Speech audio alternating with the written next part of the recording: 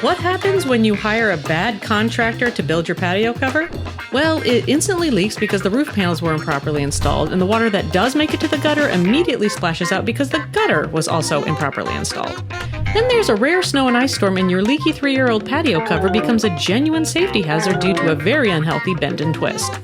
You diagnose that the faulty gutter prevented the snow from sliding off the roof, rip said gutter off, and help the snow to the ground.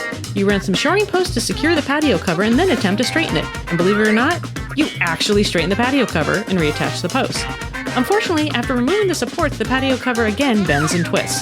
The final consensus is that all hardware is permanently damaged and the patio cover needs to come down. This becomes a terrifying proposition because the patio cover is now basically a giant wooden sail on wobbly legs.